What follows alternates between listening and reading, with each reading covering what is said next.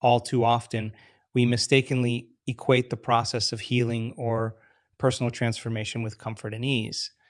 We fall into the trap of believing that as long as everything feels good, we are moving in the right direction. When things start to feel uncomfortable or challenging, we immediately assume that we have taken a wrong turn or that something has gone awry in our journey. But the reality is quite different. True change, the kind that transforms us at the deepest levels, requires us to leave behind what is familiar and step into the unknown. It demands that we let go of the predictable and habitual patterns that have formed the foundation of our comfort zones, even when those patterns have not brought us the happiness, health, or fulfillment we seek. The known is seductive because it offers a sense of safety. It's like a well worn blanket that we wrap around ourselves, providing a false sense of security. We cling to it even when it no longer serves us, even when it confines us to a limited version of who we are. The known is where we repeat the same thoughts, emotions, and behaviors day after day because they are what we have grown accustomed to. It's comfortable not because it is beneficial, but because it is familiar. The problem is that the familiar keeps us stuck in a loop, recreating the same experiences over and over again. If we want to truly transform, to heal on a fundamental level, we must be willing to venture beyond this comfort zone. We must be willing to abandon the known and enter the river of change. This journey of transformation is not a smooth or easy path. It requires us to shed the layers of our old selves, the identities we have constructed over the years. These layers are made up of the thoughts we habitually think, the emotions we habitually feel, and the behaviors we habitually enact. They are the very fabric of our current personality. In the process of change, it can feel as though we are undergoing a kind of biological death, a death of the old personality that has kept us tethered to our past. And this process can only be described as uncomfortable because it goes against everything our body and mind have come to know as safe and predictable. When people ask me where discomfort fits into their practice of transformation, my answer is always the same. Discomfort is not an obstacle to change. It is a necessary part of the journey.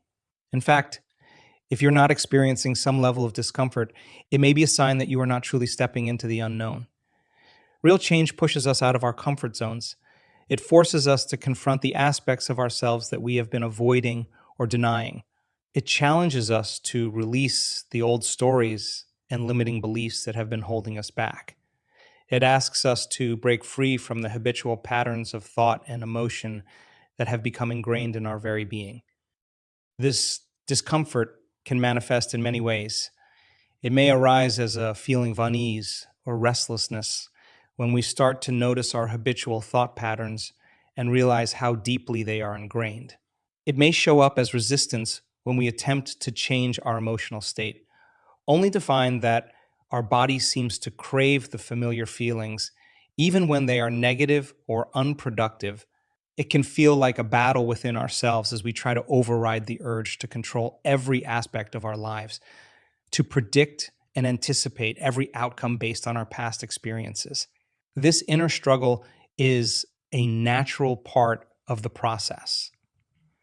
It is a sign that we are breaking free from the automatic pilot mode of living and becoming more conscious of our choices. There are layers and depths to what it means to be uncomfortable, and understanding these layers is crucial to navigating the path of transformation. The first layer of discomfort often arises when we start to become aware of our own patterns, when we begin to practice metacognition.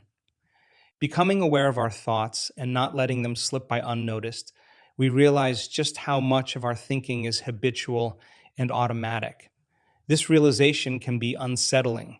It takes a great deal of energy and awareness to step back and observe our thoughts without getting caught up in them. It can feel like we are constantly catching ourselves in the act of being our old selves. The next layer of discomfort comes when we start to make different choices. It's one thing to become aware of our patterns. It's another thing entirely to change them. Every time we choose a new thought, a new emotion, or a new behavior, we are stepping into the unknown. This requires us to break the neurological and emotional patterns that have become hardwired in our brain and body. It is not easy, and it often feels uncomfortable because it is unfamiliar. Our old self will resist, urging us to return to the familiar course, to take the path of least resistance. But it is precisely in those moments of discomfort that the real transformation occurs.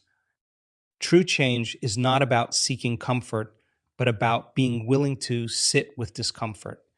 It is about recognizing that the unease we feel is a sign that we are in the midst of shedding the layers of our old self and making space for something new. It is the discomfort of growth, the growing pains of expanding beyond our current limitations.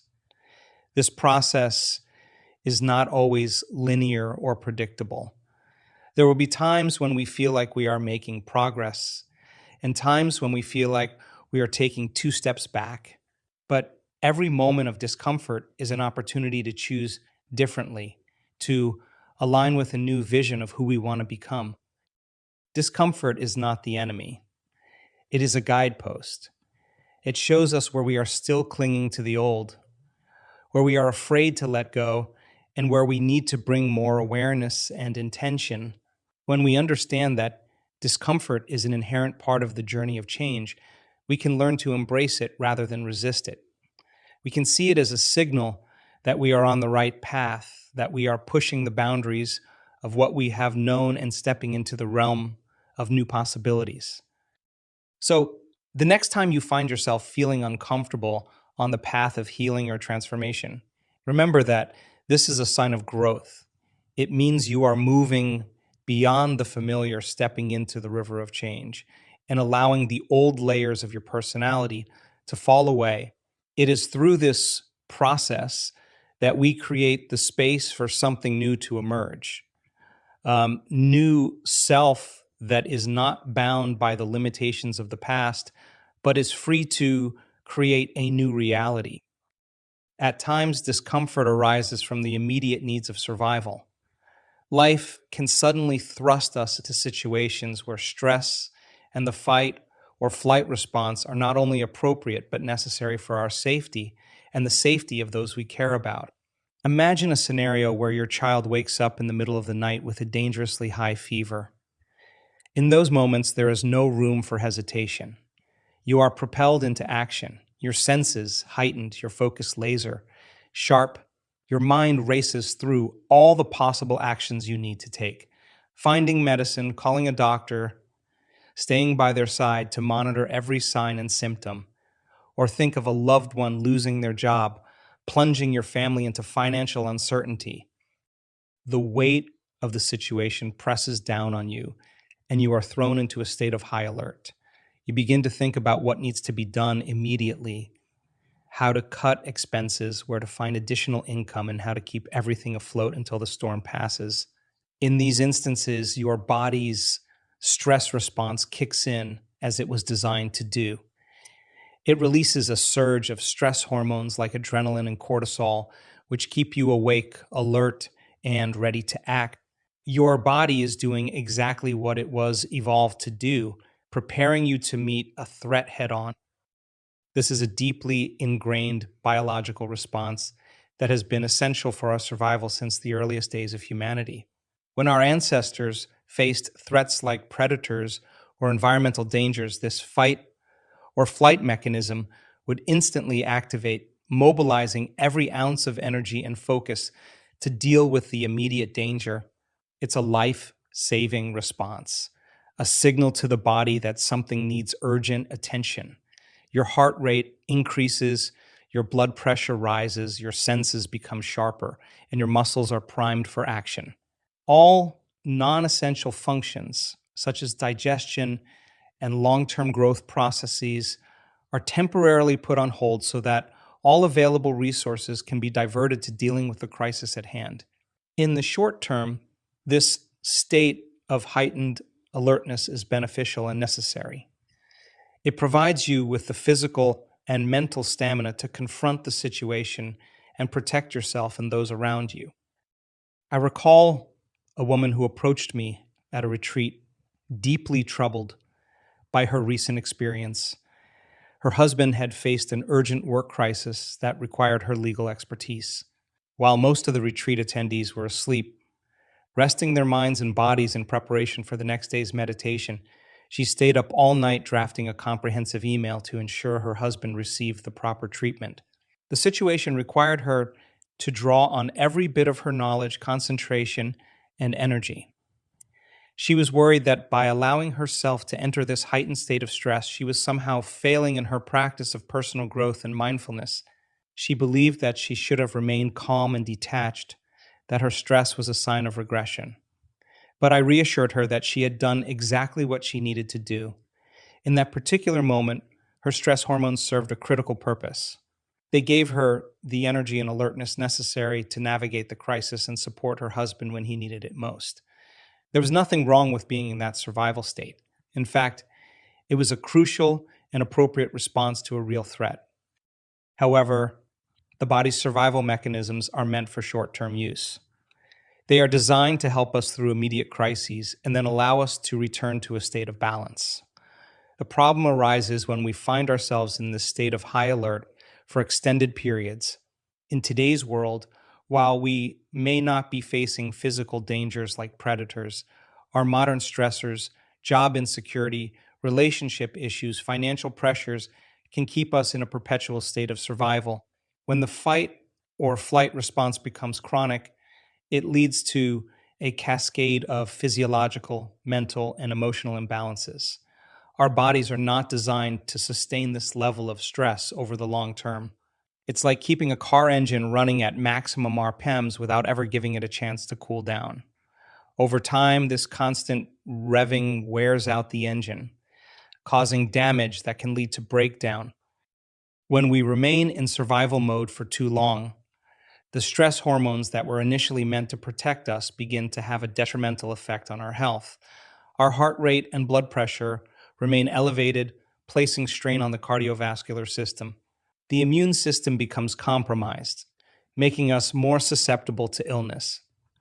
Our digestive and reproductive systems, which are suppressed during the fight or flight response, may develop dysfunctions due to prolonged neglect. On a mental and emotional level, the chronic release of stress hormones can lead to anxiety, depression, and cognitive difficulties.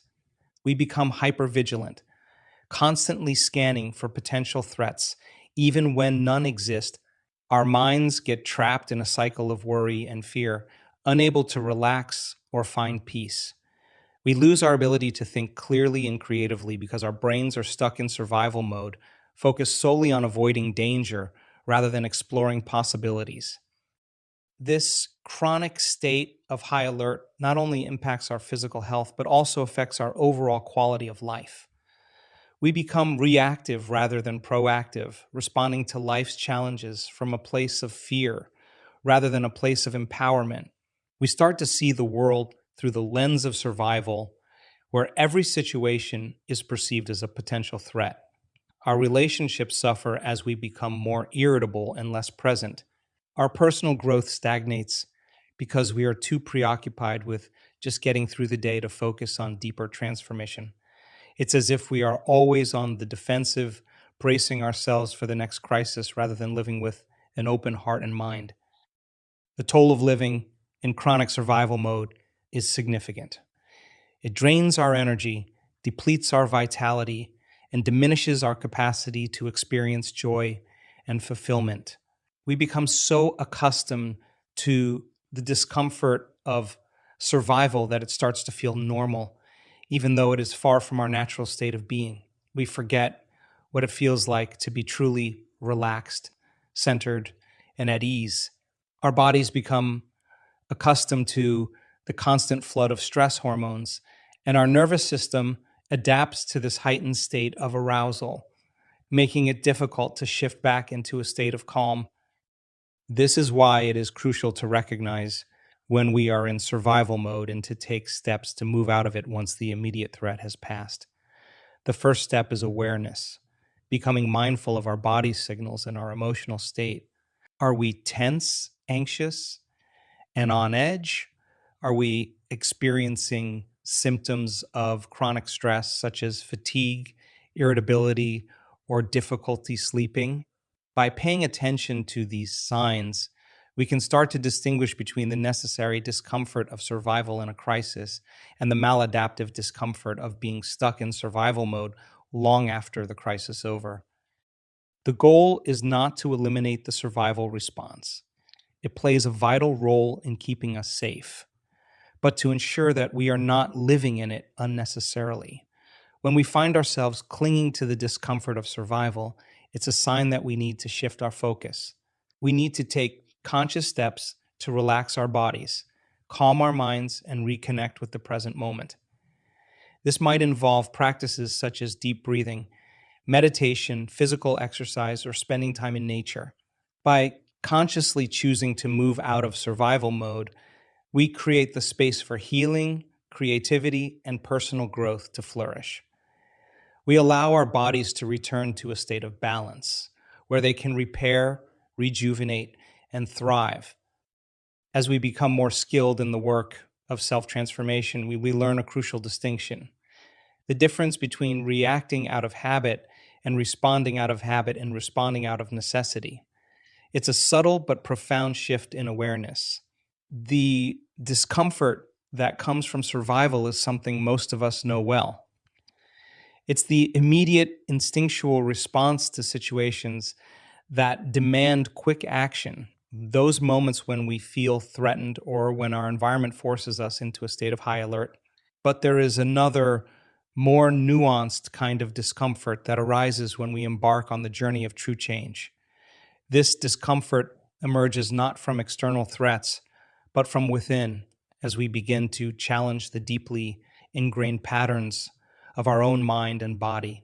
When we decide to break free from our old ways of thinking, feeling, and behaving, our entire system often resists. Our old selves, those familiar identities we've inhabited for so long, will whisper that it's easier to revert to the known, even if that known state is one of limitation, pain, or lack. In the early stages of this work, we engage in metacognition, the practice of becoming aware of our thoughts. It's a process that requires us to step outside of our habitual mind and observe it objectively. This practice can be surprisingly challenging. As we begin to watch our thoughts, we start to notice how often we replay the same mental loops. We see how frequently we summon memories that evoke certain emotions, even when those emotions are uncomfortable or unpleasant. Our bodies seem to crave the familiarity of these feelings, seeking out the chemical responses that have become ingrained in our physiology. It's as if our bodies have become addicted to the emotional states that we have rehearsed over and over again. This awareness can be disconcerting. It's like turning on a light in a room we have kept dark for too long. We start to see how much of our lives we spend trying to control and predict the future based on these well-worn patterns of thought and emotion. We notice how we cling to the need for certainty, how we attempt to navigate life by relying on the same strategies and behaviors that have kept us in a loop of sameness. Breaking free from these patterns requires an enormous amount of energy and focus. It's not just a mental shift, it's a full body endeavor. We are asking our entire being to move in a new direction, away from the well-trodden paths that have defined our experience up to this point. The effort to disentangle ourselves from these deeply ingrained programs can be profoundly uncomfortable. It requires us to confront the parts of ourselves that we have kept hidden or ignored. It demands that we face the reality of our own limitations and take responsibility for the ways we have kept ourselves stuck. Then comes the crucial and often most difficult step: choosing something different every time we catch ourselves falling into those old patterns. This is where the real work begins. Our conditioned states of being are like trails in a dense forest. They are easy to follow because they are familiar and well worn. When we catch ourselves thinking the same limiting thoughts, feeling the same habitual emotions, or acting in the same predictable ways, we are faced with a choice. Do we continue down the familiar path or do we forge a new one? Choosing the latter can feel like a monumental task. It's so much easier to pick up the phone, turn on the TV, or find some other distraction to avoid the discomfort that comes with change. We tell ourselves, I'll start tomorrow, even though we know that tomorrow is just another version of today unless we make a conscious decision to do something different. Standing at the edge of the river of change, we often find ourselves hesitating. We look longingly at the dry land of the known, where everything is predictable, even if it's not what we truly desire.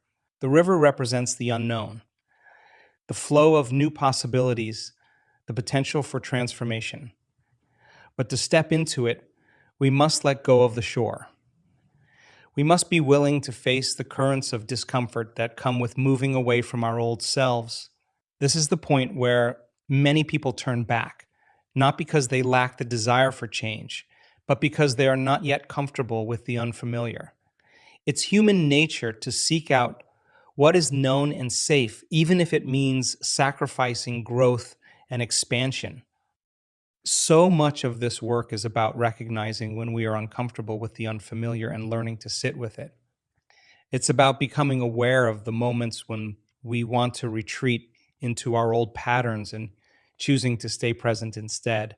We are constantly working to self regulate, to find that place within us that can remain calm and centered even in the midst of uncertainty. This self regulation is not about suppressing our feelings or pretending that we don't experience discomfort. Rather, it's about acknowledging our discomfort and then choosing to connect with the emotions and vision of the future we want to create. It's about finding a way to cultivate those elevated emotions. Joy, love, despite the pull of our old habits. This process requires us to stop waiting for our external circumstances to change before we feel better. Instead, we commit to changing our internal state first, trusting that this internal shift will eventually reflect in our external reality. This is the essence of moving from survival to creation. It's a shift from being a victim of our circumstances to becoming the creator of our lives. But this shift does not happen overnight, and it does not happen without discomfort. It requires us to embrace the unknown, to step into the unfamiliar with a sense of curiosity and openness. Embracing this kind of discomfort is a radical act. It goes against everything we have been conditioned to believe about comfort and safety. We have been taught to avoid pain, to seek pleasure, and to stay within the bounds of what is known. But if we truly want to transform, we must learn to see discomfort not as a signal to stop, but as a sign that we are on the right path. The discomfort we feel is the evidence that we are breaking free from the old and making room for something new. It is the sensation of growth, the growing pains of expanding into a new version of ourselves. This is why it's so important to develop a practice that supports us in this journey. Whether it's meditation, mindfulness, or any other form of self reflection, we need tools that help us stay grounded as we navigate the river of change. We need practices that remind us of who we are becoming, that help us connect with the vision of our future, and that give us the strength to choose the unfamiliar over the familiar. Every time we choose to sit with our discomfort rather than run from it, we are strengthening our ability to stay present. We are building the capacity to remain calm and centered, even when the currents of change feel overwhelming. This process is not about perfection. It's not about getting it right every time. It's about showing up day after day and being willing to do the work. It's about being gentle with ourselves when we stumble and finding the courage to get back up and try again. The more we practice, the more we learn to trust in the process. We start to see that the discomfort is not there to stop us. It's there to guide us. It's a sign that we are moving beyond our old limitations and stepping into a new reality. And with each step we take into the unknown, we become more aligned with the life we are meant to live. A simple yet powerful practice for navigating discomfort is to catch ourselves in the very act of feeling uneasy. This requires a heightened sense of self awareness, a willingness to pause and observe what is happening within us, rather than simply reacting to it. When we notice that discomfort bubbling up, whether it's a knot in our stomach, a racing mind, or a sense of dread, we can take a moment to acknowledge it. Instead of pushing it away or trying to distract ourselves, we can say to ourselves, okay, I'm in the river of change. This discomfort means that a biological death is happening. It's crucial now to self regulate, to stay present and resist the urge to predict the future or dwell on the past. This is the moment to change my state from within. By doing this, we shift our perspective on discomfort. We no longer see it as a sign that something is wrong or that we should retreat.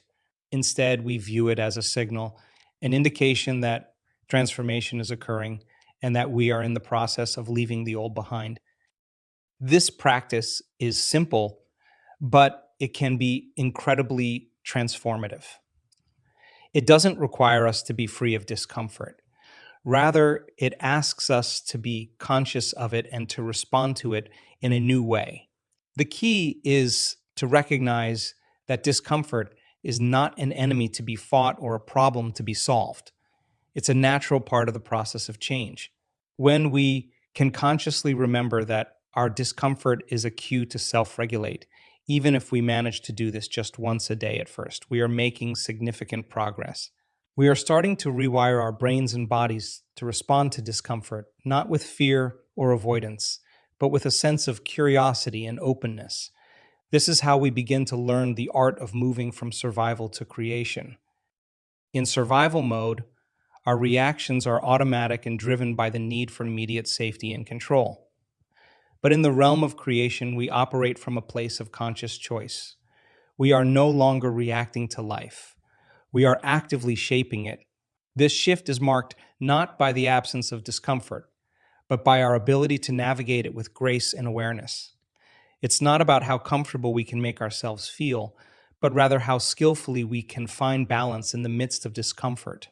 This balance is a state where we are both relaxed and alert. It's a place where we can sit with our unease without being overwhelmed by it, where we can allow ourselves to be in the unknown without needing to rush back to the safety of the familiar. Embracing discomfort goes against our survival programming. Our biology is wired to view the unknown as a potential threat, something to be avoided or controlled. This is an evolutionary mechanism that has served us well in situations of immediate danger. But in the context of personal growth and transformation, the same mechanism can hold us back. When we approach the unknown with fear, we limit our ability to explore new possibilities and to expand our consciousness. But when we learn not just to sit with discomfort, but to welcome it, we open the door to a higher level of awareness. We start to see that the unknown is not something to be feared, but something to be embraced. It's the space where true creation happens, where new insights, ideas, and experiences can emerge. This shift in perspective is what allows us to transcend our old limitations. When we redefine discomfort as a necessary part of growth rather than a sign of failure or danger, we change our relationship with it. We begin to understand that feeling uncomfortable is not a signal to stop. It's a signal that we are moving in the right direction. It's a sign that we are stepping into the unfamiliar, and that means we are on the path to something new. This doesn't mean the discomfort will magically disappear. In fact, it may intensify as we continue to push the boundaries of our comfort zone.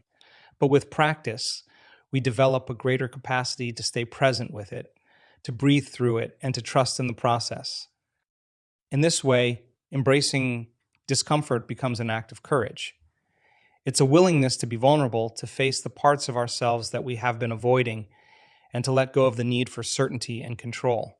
This is not easy, but it is the gateway to transformation. When we embrace discomfort, we allow ourselves to be shaped by the experiences we encounter. We let go of the rigid structures of our old selves and become more fluid, more adaptable, and more open to the flow of life. We start to realize that the moments of discomfort are often the moments when we are most alive, most engaged with the process of becoming who we are meant to be. In fact, this is how I define genius: being uncomfortable and being okay with it. True genius is not about having all the answers or being in control of every situation. It's about being willing to step into the unknown, to explore the edges of our understanding, and to be at peace with the uncertainty that comes with that exploration. It's about being able to hold space for our discomfort without needing to change it, fix it, or run from it. This level of presence and self awareness is what allows us to access the deeper levels of our consciousness, where our greatest potential resides. The more we practice this, the more we start to see discomfort not as a barrier, but as a doorway. It's the threshold we must cross to move from who we have been to who we are becoming. Every time we catch ourselves feeling uneasy and choose to stay present rather than retreating into old patterns, we are taking a step forward. We are building our resilience, our capacity to remain open and creative in the face of uncertainty. And with each step, we become more comfortable with the process of change itself. We learn to trust that even though the path may be difficult, it is leading us toward a greater expression of who we truly are. In this state of being, we become less focused on the outcome and more engaged with the process.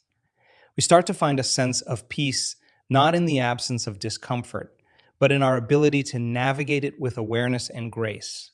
We begin to understand that the discomfort we feel is the friction of transformation, the tension of growth. It's the sign that we are in the process of shedding our old skin and allowing something new to emerge. And in this realization, we find a deeper sense of freedom. We are no longer bound by the need for everything to be easy or certain. We are free to explore, to experiment, and to evolve. In embracing discomfort, we reclaim our power as creators. We step into the river of change with a sense of purpose and determination, knowing that every moment of unease is a moment of potential.